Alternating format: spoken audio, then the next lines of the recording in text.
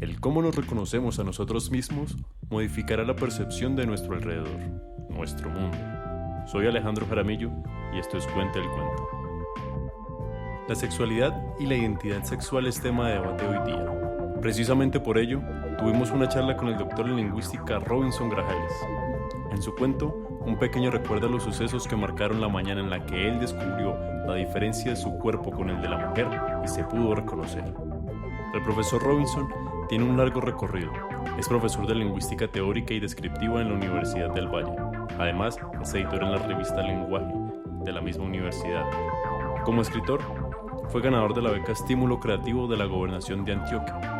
Fue incluido en la antología de cuentos colombianos El Pozo y el Péndulo y en 2018 obtuvo el tercer lugar del 7º Premio Nacional del Cuento a la Cueva.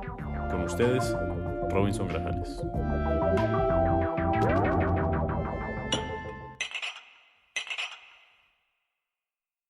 Junto a la pared blanca. Un hecho sorprendente ocurrió aquella madrugada. Vi un gato comiéndose una rana. Me había levantado más temprano que de costumbre para llegar antes que las niñas a la pared del solar. Eran las 5:30, uno de esos días de julio en que ya empezaba a clarear a esa hora y ya se sentía el bochorno que anunciaba la larga y calurosa jornada de verano. Cuando entré al baldío, una sombra se movió entre la hierba alta. Después de unos segundos de confusión, pues no sabía si era una rata, una bolsa agitada por el viento o la ilusión de una piedra desplazándose, vi que se trataba de un gato que acechaba algo entre la maleza. Con suavidad y muy concentrado, el animal se dirigía hacia su objetivo, que yo no alcanzaba a ver. De pronto, un cuerpo pequeño y oscuro saltó desde la hierba. El gato, con perfecta sincronía, voló hasta encontrarse con su presa. La atrapó con la boca mientras agitaba con fuerza las patas traseras. Luego se acurrucó junto a un arbusto para tomar el desayuno. Al acercarme un poco pude ver las patas de una rana saliendo por un lado de la boca. La presa, a esas alturas, solo era un par de palitos temblorosos y crujientes entre los colmillos del gato. Aún sin tragar del todo, huyó cuando me vio de reojo. Por un momento quedé paralizado. Sentí un salto en el estómago, pero no era asco. Era más bien satisfacción por haber comprendido algo nuevo a mi corta edad. Los gatos también comían ranas. Sin embargo, al mismo tiempo, saber esto me llenó de desconfianza hacia ellos. Desde entonces se convirtieron para mí en seres astutos y malignos que guardan terribles secretos.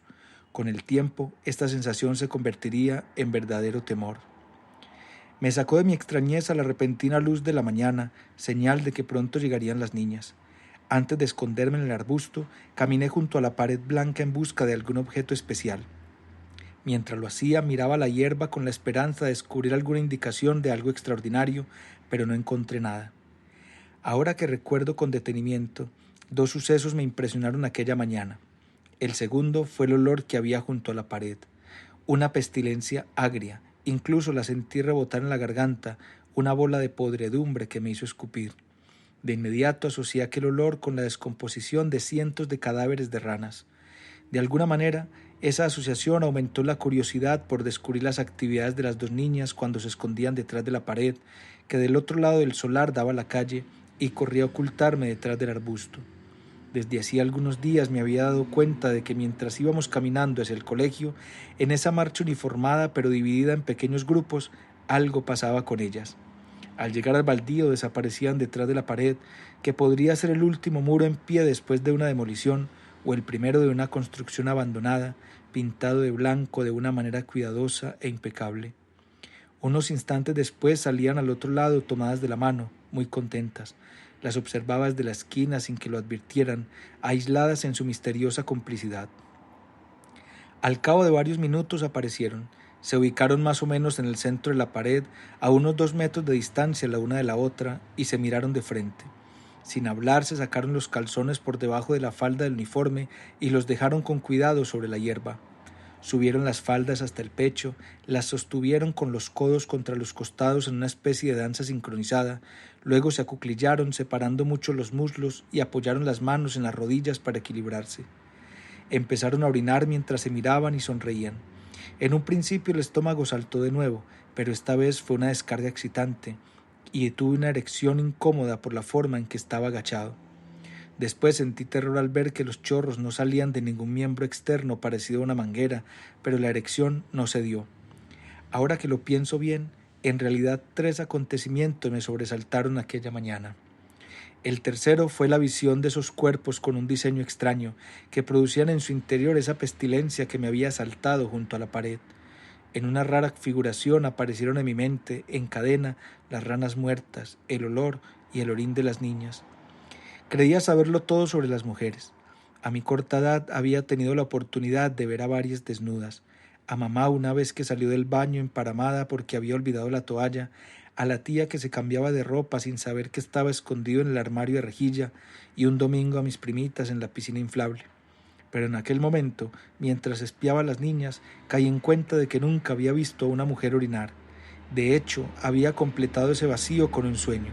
La tía entraba a la carrera al baño, donde yo jugaba con un muñeco y orinaba frente a mí. Se sacaba un pene de entre las ingles y lo desplegaba como se hace con la cuchilla de una navaja. Hasta aquella mañana, oculto tras el arbusto en aquel solar, estuve convencido de la existencia de ese mecanismo en las mujeres. Tal vez el terror, que poco a poco se convertía en tristeza, se debiera al hecho de sentir cómo los sueños se estrellan contra la realidad. Cuando terminaron, las niñas se enderezaron, dejaron caer las faldas, se pusieron los calzones y continuaron su camino hacia el colegio, tomadas de la mano, sin dejar de sonreír. En verdad, fueron 4 los sucesos que me asombraron esa mañana. El cuarto fue más tarde, cuando vi a las 2 niñas saltando lazo durante el recreo. Felices cantaban un trabalenguas para acompañar el juego. En aquel momento ya las veía como una especie de muñecos diabólicos. Con el tiempo, al igual que a los gatos, terminaría por temerles.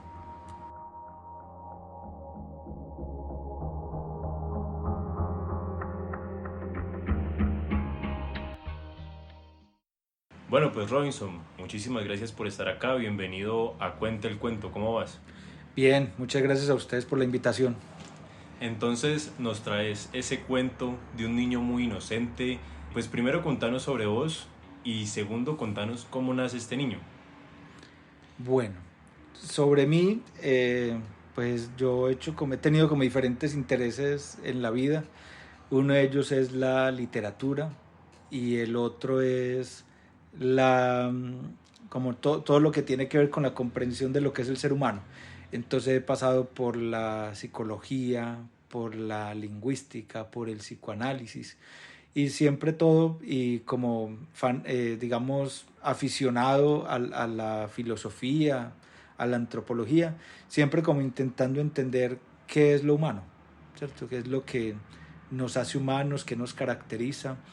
Y en torno a esas cosas he hecho diferentes cosas, he escrito cuentos, ensayos, he hecho investigaciones sobre lingüística, he leído mucho, entonces pero todos los intereses se resumirían en eso, en entender lo humano, qué somos como humanos en diferentes niveles. Y entonces, entre esas preguntas que aparecen, una es la que da origen al cuento, y es cómo nos pensamos en esa diferencia sexual y cómo la asumimos, digamos, en nuestro tiempo, en nuestra época. Y allí lo que se pone en juego, aunque inicialmente fue una idea más o menos vaga, fue simplemente la imagen. Después, cuando uno desarrolla el cuento, se da cuenta cuál es la reflexión que hay allí. Y la reflexión es cómo descubre un niño esa diferencia sexual y cómo a partir de esa diferencia se hace una imagen del otro, del diferente. Y en este caso es como el niño se hace una imagen del otro como algo amenazante, como un monstruo, porque no coincide ni con su cuerpo ni con la imagen que tenía del cuerpo del otro. Y esa es la base, digamos, de una experiencia que dice el psicoanálisis que vivimos los seres humanos, y es como una constatación de la castración, como que el niño dice, bueno, puede haber cosas sin pene, o ¿qué pasó? Una navaja lo cortó, lo desapareció, y eso es lo que ha hecho también que se tenga una imagen de la mujer con esa idea del psicoanálisis que yo no comparto, que es como un ser en falta, como si le faltara algo. Claro que a todos nos falta algo, pero como que las mujeres algo en particular, y como si fueran entonces defectuosas, monstruosas, raras. Y entonces lo que refleja el cuento es una experiencia donde un niño ante algo que no comprende, lo que hace es figurarse al otro como un monstruo en una asociación que hace también con esa experiencia rara que vivió con el gato. Es simplemente como una asociación libre entre dos cosas, pero explica mucho de cómo nosotros vemos las cosas en la vida, cómo nos configuramos, cómo vemos el mundo, a los otros, las relaciones con nosotros y con los otros. Y a veces es así de azaroso y de absurdo. Claro, y por lo menos, ¿cómo incidiría que a los niños se les dijera las palabras pene y vagina directamente sin ese tabú frente a los órganos sexuales? Sí, efectivamente yo creo que lo que hay es que romper con el tabú, porque los órganos sexuales, eh, digamos, hacen parte de todo un discurso que quiere limitar el placer o esconder precisamente esas diferencias o resaltar una diferencia sobre otra. Entonces yo creo que sí efectivamente hay que romper con ese tabú en la medida de que nombrando directamente el cuerpo, pues tenemos una relación también más tranquila con el cuerpo, sin esas palabras, porque siempre los eufemismos o las palabras que intentan ocultar el tabú, lo que van mostrando es como si allí hubiera algo malo, eh, digamos, prohibido o algo cochino, yo no sé, ¿cierto? Como que algo que ocultar. Entonces eso va generando una sensación con el cuerpo de que yo debo ocultar eso, no debo decirlo directamente, eso no se dice, no se hace. En cambio, si se nombra directamente, pues uno tiene una relación más directa con su cuerpo, puede vivirlo con más tranquilidad, asumir las formas del placer que más le convengan a su cuerpo, sin ese tipo de restricciones, porque eso se va convirtiendo en ese contenido oculto que después regresa bajo esas formas monstruosas. Si yo no digamos, conceptualizo directamente mi cuerpo, cómo es, pues luego lo que aparecen son todas esas fantasías alrededor del tabú, esos malentendidos, esas formas de ver el cuerpo como algo extraño, sucio, prohibido. Entonces sí creo que es mejor nombrarlo directamente y darle un espacio al cuerpo sin ningún tabú en la vida cotidiana.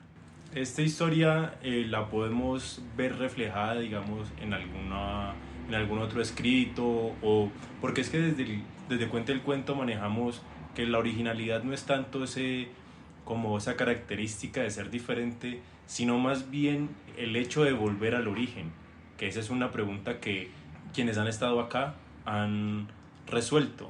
Entonces, ¿cuál sería el origen de este cuento?